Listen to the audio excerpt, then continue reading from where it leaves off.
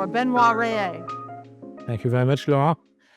Actually, ChatGPT is a pretty good sidekick for wine if you want to try it out. And thank you for being with us, Laura. Laura, who is a platform leader herself, of course, and a bit of an influencer in the fintech industry. So she's difficult to get. There's barely a panel going on about super apps or fintech without her being involved in London. So she's difficult to get. Thank you for being with us today.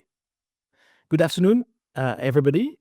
And good morning, good evening for those of you who are joining us online. I'm always amazed when we look at the logs of the event, got people joining from dozens of different countries. So thank you for being with us today. So we've got 25 minutes or so together for this session. And I would like to do three things, really. So the first thing is go back and provide a little bit of historical context about digital innovation, what got us to where we are today. The second thing we'll do is go back to last year. I talked about digital trends last year, so we'll revisit that. We'll review these trends briefly and see what happened, what maybe didn't happen in the way we expected. And the third thing, of course, is to talk about trends going forward. So we'll talk a little bit about digital themes for 2026. So first of all, if we go backwards and provide some historical context, now I'm going to ask you to really step back because we're going back to 1785, so quite a while ago. And something quite unique happened. It's familiar to many of you, but the birth of the Industrial Revolution. So you've all heard about the spinning jenny, the spinning mule, the water frame, all these inventions that revolutionized the textile industry. It all started in the UK. And we had a full cycle of innovation, lasted 60 years. And then we moved on to another wave of innovation with steam power this time. And it's a bit shorter, it's 55 years. But many other countries embraced clearly that these innovations. So it went global in some ways. And it carried on, and you're all familiar with this process by now. We had electricity on the third wave, chemicals, electronics, petrochemicals, the fourth wave. And today, really, we're still part of the fifth wave in many ways that started in 1990. And that's digital networks, software eating the world, as you know, and new media. And we're entering the sixth wave. And that's really about AI, about robots, about clean tech in particular.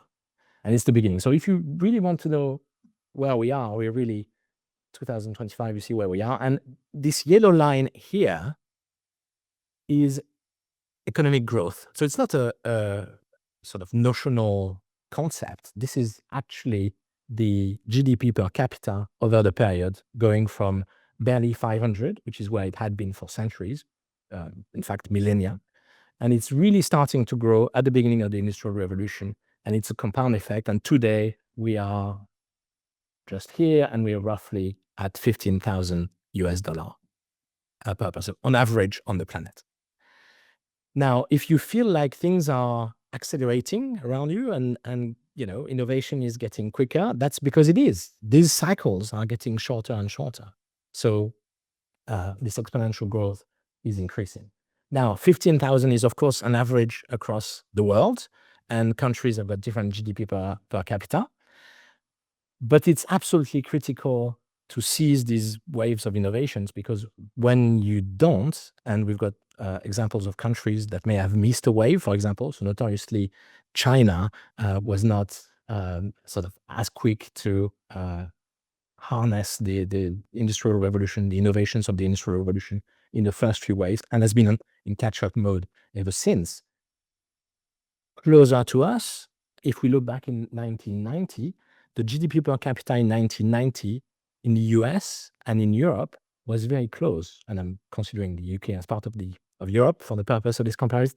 So in 1990, GDP per capita in the UK was around 20,000. In the US, it was slightly more, 21,000, but it's roughly the same order of magnitude. And now the GDP in the US is north of 90,000, 90, and the UK is just under 50,000. So the US is now almost twice the UK. So the average person in the US, the economic contribution of a US citizen is almost twice the economic contribution of a UK citizen. Why is that? Partly because this digital wave was, more successful in some ways in the US than it was in Europe and the UK. So strategically important to surf these waves. Now, if we zoom on the past 30 years and we look at the market cap of the largest companies in the world, we go back to 95 and we find usual suspects, large firms, big global value chains, companies that have been at the center of some of these waves, engines, General Electric, engines of growth for many years. We find ExxonMobil, big oil, etc.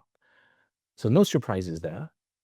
And in 2000, we had an interesting year because some firms went up. Microsoft was in the top 5 at the beginning of the year, but the dot-com bubble pushed them back. So you see that these processes are not linear. The stock market goes up and down. But by 2005, we got Microsoft in the top 5.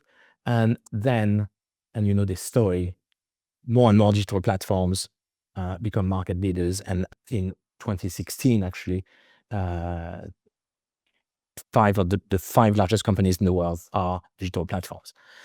Now we do some adjustments. So Berkshire Hathaway technically appears in this, but it's an investment vehicle of Warren Buffett, and it holds Apple and Google and all that. So it would be double counting. So we've removed it. But basically, today the largest companies in the world are still these digital platforms, very successful businesses, attracting participants, connecting them, matching them, enabling them to transact globally, very powerful ecosystems. But number one, largest company in the world, 2 weeks ago, it was $5 trillion valuation. Now it's 4.5. Goes up and down. Of course, it's reporting earnings tomorrow, so it may change quite a bit. But straight to number one since last year, NVIDIA, of course. And this is not an isolated sort of change, because if you look at the top 10, actually, you'll find that Broadcom, I think, is in number 6 now, and TSMC, Taiwan Semiconductor Manufacturing Corporation, is number 7. So you've got 3 of the top 10 that are AI firms. Effectively, they produce the chips that all the other companies need to deploy AI capabilities within their businesses. So far, so good, just to set the scene. And we had digital themes last year. So I shared with you some ideas, some things that would be worth looking at for 2025. And we had a number of themes. I won't go in detail through each of them, but I just want to review what happened. So we predicted that the shift from products to ecosystems would continue and potentially accelerate in 2025. And this is very much what we've seen. So it's part of this shift from a closed world where you control the resources within your company to a world where you need to harness the power of participants within an ecosystem. And this has very much continued. And today, when you buy a phone, you actually don't really buy a phone. You buy into an ecosystem more than a phone. So ecosystem orchestration is really a theme that we've seen with our clients as well in strategy discussions. So we give ourselves a tick for that. Actually, digital twins. So we also talked about the fact that many things that exist in the physical world was going to be digitalized, and you can create a digital twin of lots of things, of your organs before surgery, increasingly for the surgeon to practice and test. You can have digital twins of buildings, of cities, Some games have created digital twins of the Earth. So if you use Flight Simulator, for example, the latest version has got a real digital twins of the Earth with the exact cloud coverage of wherever you're flying your plane. So this really happened. Digital Catapult is involved and is helping companies as well create digital twins of their value chains and ecosystem. Notoriously, DHL, Uber, for example, have got fully functional digital twins. They can run what-if scenarios in real time, and you see exactly what the impact on the ecosystem is. So that is something that happened.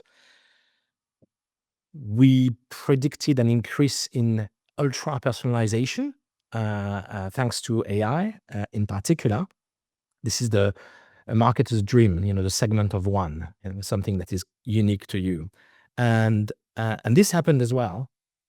And the way it played out, I don't know if you've noticed, but many of the AI tools you're using now have this memory feature, be it ChatGPT or Claude and Gemini, others. And when you enable that, it remembers what you said in previous prompts, so across threads, and what you're all about, in fact. And this is quite subtle, but it makes a huge difference because you don't have to give context anymore. You can say, oh, I want to run, and what would be a good run? And you say, well, last week you complained about pain in your ankle or something, so maybe you need to take it easy, or whatever. And it will do that because it has access to all this information. So we are increasingly conversing with a friend as opposed to just prompting a system. So it's very personal. Now, we talked about holistic sustainability. So it's about reducing, reusing, refurbishing, repairing, the circular economy, really. And while there is a strong commitment, and we still have these discussions with our clients, that there is barely a project that happens without that dimension being raised, sustainability in general, I think it's fair to say that the geopolitical environment was not what we really had in mind when we thought about the trends for 2025.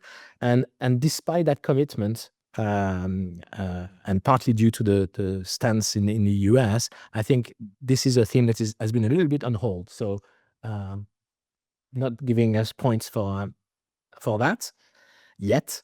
And I hope we will next year. And we predicted two things as well. We talked about new regulations.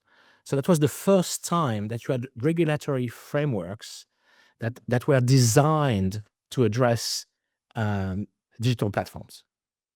So these frameworks came online.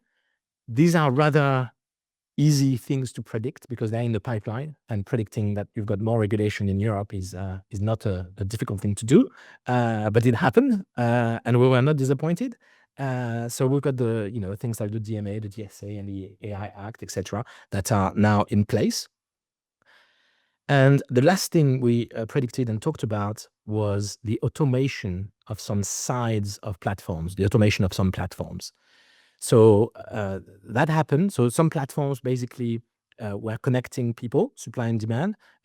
So you had examples of platforms that really had a shock when AI came online. So, the examples of Chegg or Stack Overflow, people that were matching tutors with students that had questions, and suddenly, AI replaced all the tutors that you had. So these platforms had a big sudden shock with the arrival of AI. The other thing that happened, and the example we used last year, was Waymo. So self-driving cars are in some markets replacing Uber with drivers. So I think I was a bit over-optimistic last year. I said that Waymo would overtake Uber. It's not quite the case, but Waymo has got 35% market share in San Francisco, for example. So from nothing, Waymo went past Lyft and has got 35% market share. Uber is just about 50% market share. So we'll probably get more self-driving cars in San Francisco next year than cars driven by drivers. So tick as well. So that's just to remind ourselves of what happened last year. Now, what I want to do is share with you some thoughts about 2016 themes. So The way we structure that is that we've got three big themes that are going to be, shaping the wave for the next 10 to 15 years. And each theme has got a couple of sort of trends for 2026. So the first theme is scaled cognition. So it's a big shift. It's basically intelligence that used to be a very scarce resource and related to individuals, personal, becoming abundant. And we're at the beginning of that process, but this is a very challenging process that we will have to get used to and adapt to as individuals, as organizations, and even as institutions. So it's a big change. What to look out for in 2026? Well, we've got two things that we think are going to be interesting. One is agentic AI, and the second one is AI-mediated discovery and commerce. It's how you find things and how you get found with AI. So let's start with agentic AI. This process has already started, but we think it will accelerate in 2026. And increasingly, you're going to be able to delegate things to agents. So in the same way as you prompt in an ad hoc basis, you're going to be able to delegate more complex tasks that the agent will probably carry out in the background, maybe over several days. And the way you will experience that will probably be through maybe a new browser, a new version of an existing browser, or a new browser that has got agentic capabilities, or a new feature in your favorite AI. I see that we've got a group of advanced AI users. So, I'm sure you will find new options allowing that. It's already available in ChatGPT and various other systems, but it will really be increasingly important in 2026. And the way it will play out for organizations is that these agents will start to replace entire workflows. Now, I saw a survey that was published last week, and just under 50% of the Fortune 500 companies said that they would have some of their core processes running with agentic AI next year.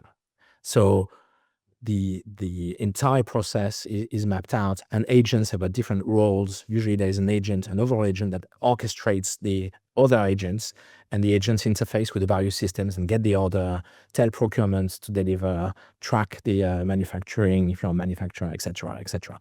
Answer calls if people have got questions. So it's a big shift. Mark Benioff, who is the CEO of Salesforce, famously said that we are the last generation we will have only managed teams of humans. Any generation after us will have to manage hybrid teams with humans and agents, which is kind of powerful and scary at the same time, but probably true.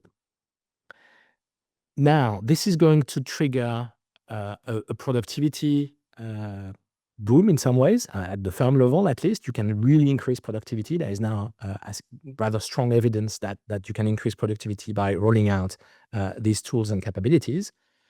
And productivity is great. We're working with clients on that, and it's necessary, but we find that it's far from being sufficient, because the very important, very real shift that will change our societies is going to be how this is impacting entire ecosystems, entire industries. So when you're more effective, more productive, you do what you used to do quicker, more effectively, with less resources.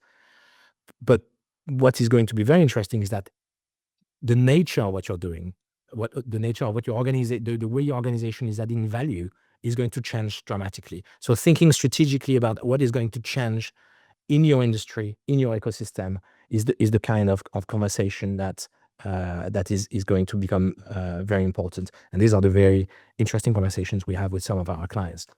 How do you create trust with agents? The trust that you have with your customers. How do you translate that into an agentic world where your customers are going to use agents to find you, etc. So very interesting discussions there. The second trend is what we call AI-mediated discovery, and also, of course, discovering and transacting, so commerce as well. So that's because the information market as such is being impacted by AI as well. And when I say the information markets, the demand for information and the supply of information is being impacted by this scale cognition trend. So when you look for something, increasingly, it used to be a keyword in a search engine, and increasingly it's going to be a conversation. And you see that in the statistics. People have got longer sentences and more nuanced questions and context. And I want to spend a weekend over there, and I want to do this and find a few museums, etc. So it's a different way of finding information and interfacing with the information that is out there. And I talked about the demand for information, but the supply of information is being impacted as well. So we're predicting, we're not the only ones, but that 90% of the content on the web, on the internet, is going to be AI generated by 2026. Now, it was 60% at the back end of last year. Today, it's probably around 80% already. And we're going to cross the 90% line at some point in 2026. So what does that mean? That means that organizations really need to develop new skills and capabilities to find what they're looking for and be found, be discoverable online. And I've got some good news for you, because we've got a panel on this afternoon, and we even have a little surprise for you later during the event. So that's AI-mediated discovery and commerce. Now, there's a big trend that will also shape the next 10, 15 years, physical, digital convergence. And we selected two themes for 2026, incarnated AI and phygital fusion, which is a bit of a tongue twister, but there we go. So incarnated AI. So this is I like this image. So you see a retired couple playing cards, and then there's a robot. This is part of a short video, actually, and the robot is behind and putting a book back in the shelf and tidying up and cleaning and bringing a glass of fizzy water that looks suspiciously like a glass of gin and tonic to the couple. And had anybody told me that I would be standing in front of you like 5 years ago with a picture of a humanoid robot behind me, telling you that they're coming, I wouldn't have believed you. Yet here I am, and they are coming. And AI is going to be embedded in lots of physical things around us, things we already know, glasses, mobile phones, of course, but things we're probably less used to, like your Hoover or your pets, your digital pets. The best-selling toy this Christmas in Japan is the little cute pet called Muffly, AI-powered, and increasingly humanoid robots. And the reason why I'm reasonably confident is because you can buy this robot online, and you can click on the button, and it's live. And I think you can request delivery by April. It's $20,000, and you can rent it if you want a rental leasing model for $499. And this is a robot called Neo from a company called 1X, but you've got several other companies. I mean, famously Tesla with Optimus, but other companies are working on similar products. And we know they're going to be available in 2026. Now, they won't be available at scale. They won't really have a big impact, but enough to be available to lots of influencers and journalists in their homes that will feed your, media landscape with little videos of robots. Now, question for the room. I already know that we've got people who are, advanced users of AI tools, but how many of you think that they will have one of these things, let's say by 2030? Because the first generation, I understand, but the second or third generation is going to be very useful. How many people have we got? 1, 2, 3. It's not a fourth of the room. Wonderful. Truth. And Google, we already are using AI, Google. Wondering, yeah, absolutely. So some of these basic so I was not thinking about the humanoid robot. Do you run the humanoid robot? you an early adopter of a humanoid robot? Yeah, I know I would. 2030. So 2030, give or take a year, I think this is going to be less surprising than you think. So incarnated AI. And it will also come up in devices that haven't been invented yet. So form factors that we don't know. I mean, you've got, Johnny Hive, you've got people, designers working on new ways of incorporating AI in our daily lives. I talked about phygital fusion. So that's the other side of the coin. This is continuing, and this is about us being able to create digital worlds of a very high quality. And one of the side effects of that is that you can actually train these robots now in a virtual world. And it's a step function in improvement. So whether, I mean, we don't always realize, but these AIs, when they're not trained, they don't know to do anything. I mean, the AI needs to be trained. And what does it mean to train a robot? Well, when a robot falls, you really have to take a robot back up so that the robot can learn what it is to fall and how you get back up. And you don't want to be raising a robot for 18 years in your life when it falls in your kitchen. So thanks to these advances in spatial computing and ability to create digital worlds, some people talk about mirror worlds, of a good enough quality, you can actually share a digital twin of your home, and the robot will train itself on that and fall millions of times. And the minute you switch it on, it will know your home inside out. There's a research paper that shows that this improves the training capability by 430,000x. So it's really starting to become incredibly helpful. And we're going to see the interplay between this digital world and this physical world increase. So for AI to be able to analyze things, it needs digital data. So it needs a digital representation of the world. And vice versa, once the AI has got that, it actually changes the real world. So one way you see that every day is Google Maps. If if Google Maps decide to make you believe that the A4 is closed, the entire traffic in London will change, immediately. Whether or not the A4 is closed is almost irrelevant. The AI will reroute everybody as if it were. So it's having an impact on the world. A side sort of development is also our ability to see into these digital worlds. We talked about augmented reality and so on and so forth, and you can see that phygital fusion really happening with some use cases. Recently, I saw a use case with an augmented reality pair of glasses, and the person wearing that could bring in a digital twin of the building they were in. So suddenly you can see through walls. So you click, and then suddenly you see all the cables and the ducts and everything, through the walls, which is super helpful if you're about to drill or do anything. So this is converging and becoming truly useful. Governance and alignment. So the last macro trend. So this is going to shape the next 10, 15 years as well. This is a big trend. And the way we think it's going to play out in an interesting way in 2026 is through the opening up of ecosystems, partly through regulatory pressure, and through something in Europe that we call responsible tech. Opening of ecosystems.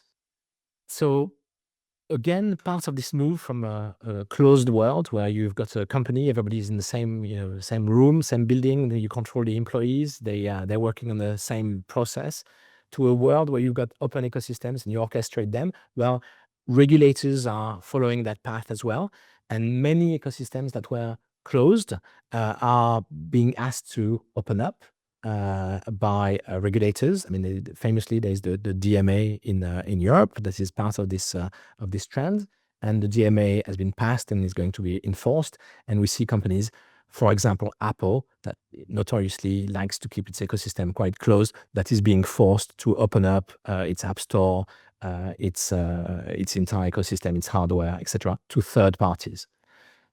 So this is going to play out in 2026. And of course, there is this increased tension between regulation and innovation that we hinted at when we talked about the Industrial Revolution and economic growth. And the last theme is a broader theme that we think is going to be important in 2026, is what we call tech alignment. And there is a sub-theme we'll talk about, which is AI alignment. But tech alignment is really the call for human centricity to be embedded in the way we design and use technology. And there is quite a lot of anxiety around because people are worried about AI. Of course, they're worried about jobs. They're worried about uncertainty in the future. And you even have tribes that and there's a tribe I call the Luddites 2.0 because we can go back to the Industrial Revolution, and when there is something that is disruptive, is very productive, you've got winners and losers, and some people are being displaced by some of these innovations, and we see that as well. And governments are starting to see that and trying to see how they can create an environment that has got positive outcomes for everybody. So digital tech is going to be important. We talked about circular firms last year, circular economy. We see also net positive firms now. So we've had discussions with people who want regenerative business models, which is interesting. It's not enough to do net zero. If you can put something back into the system, that's good. And AI alignment is, of course, a subset of this trend. It's really making sure that whatever AI we end up developing and come up with is aligned with what mankind is looking for. So this is also, we're probably going to hear these terms more and more in 2026.